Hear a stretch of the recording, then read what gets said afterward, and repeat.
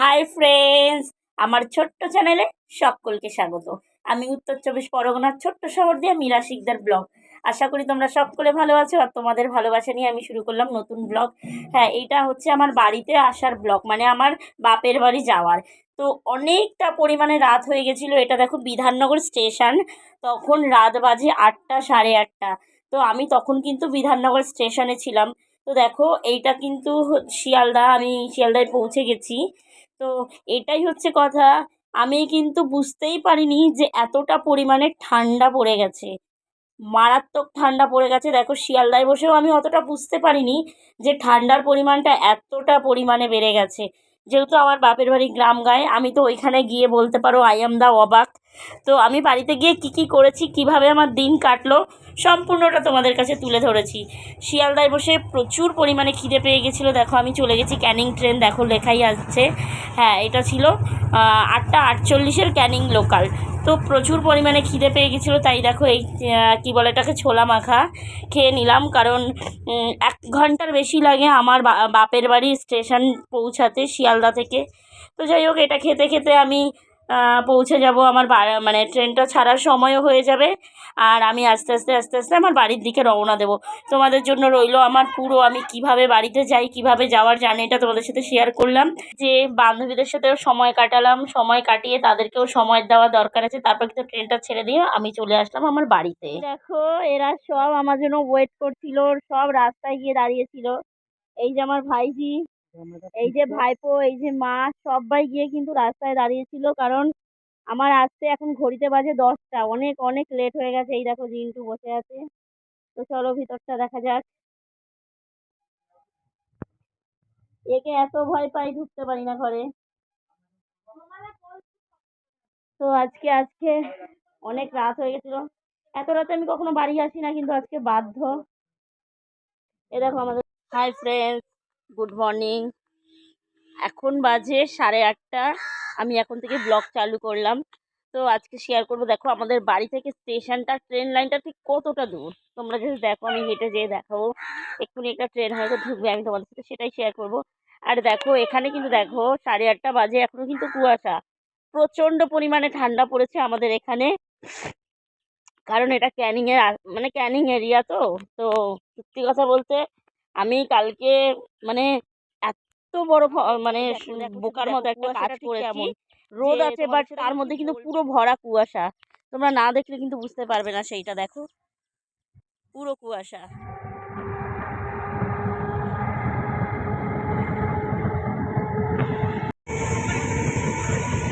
দেখো কতটা কাছে আমাদের বাড়ি থেকে ট্রেন, জাস্ট তোমরা দেখো, জাস্ট 2 মিনিট। এই দেখো ট্রেন যাচ্ছে, দেখো কতটা কাছ থেকে। বন্ধুরা, আমার মা কি নিয়ে এসছে আমার জন্য, মানে এদিক থেকে ওদিক থেকে বাগান বাগান থেকে কুড়িয়ে কুড়িয়ে কিন্তু এগুলো আমার মা আমার জন্য নিয়ে এসছে। আমি খুব আনন্দ পাই এগুলো নিয়ে।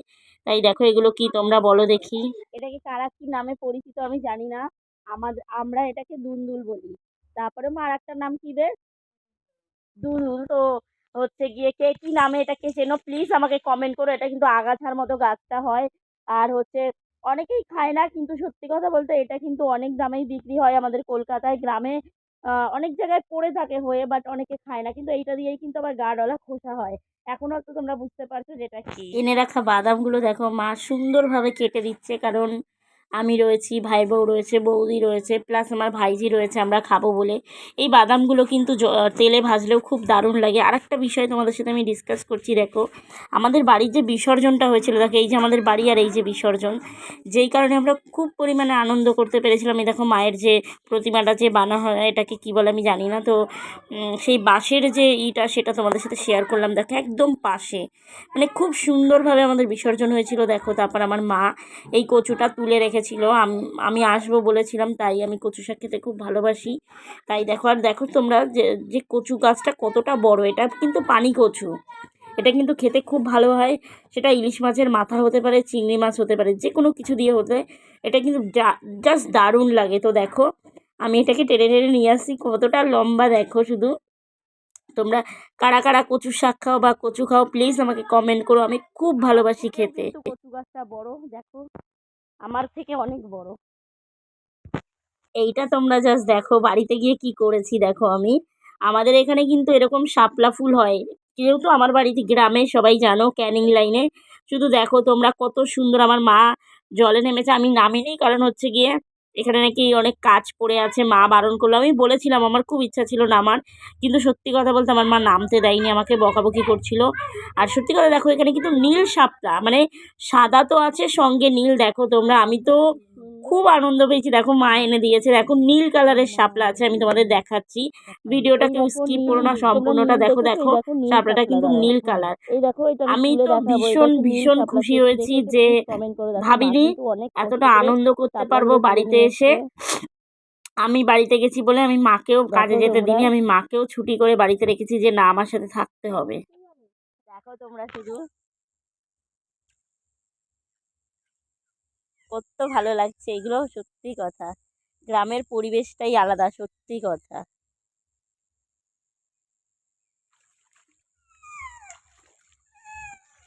তো দেখো তুলে নিয়েছি শাপলা, আজকে হবে, আজকে শাপলা খাবো।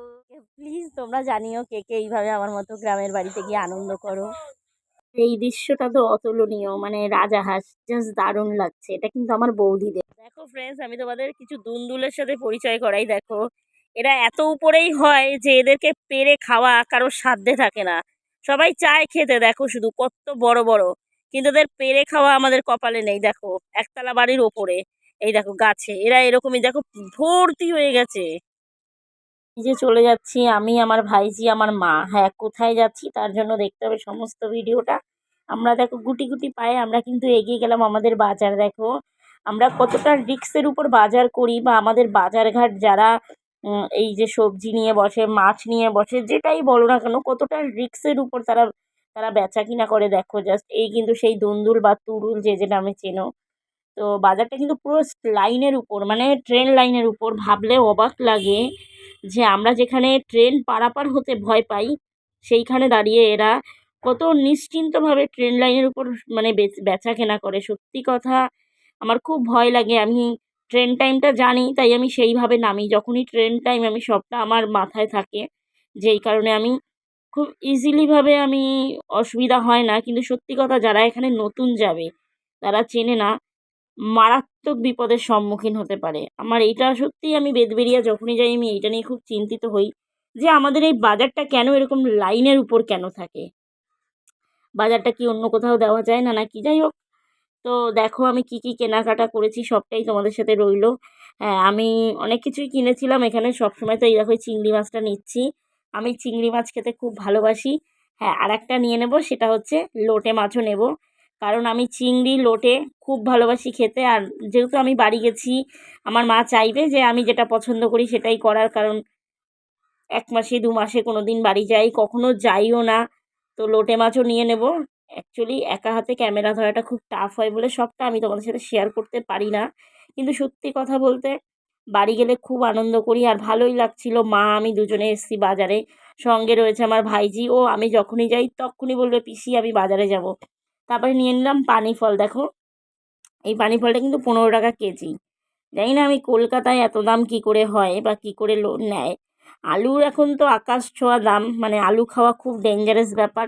তারপরে মা নিয়ে নিয়েছিল মুরগি, মানে বড়াল যেটা বলে। তো কিন্তু আমি মানে কপালটা খারাপ, আমি বাড়িতে খেতে পারিনি। দেখো এটা চিংড়ি মাছ, কি এটা বোধহয় গলদা চিংড়ি বলে। এখনও বড় হয়নি, কিন্তু চিংড়িগুলো কিন্তু জ্যান্ত ছিল, নড়ছিল। দেখো ইলিশ কিন্তু অলরেডি আমাদের বেদবেরিয়া বাজারে সবসময় তো এই মোটামুটি ন্যাচারালি পাওয়া যায়। এইটা দেখে তো আমি খুব খুশি হয়েছি। এই শীতের সময় এই গাছগুলো সত্যি দারুণ লাগে, এতটা ভালো লাগে এই গাছগুলো। আমি বাড়িতে থাকা হয় না বলে ঠিক মিস করি, কিন্তু আমার খুব ভালো লাগে গাছ লাগাতে। তারপর দেখো কে কে জোড়া কুসুমের ডিম খেয়েছো।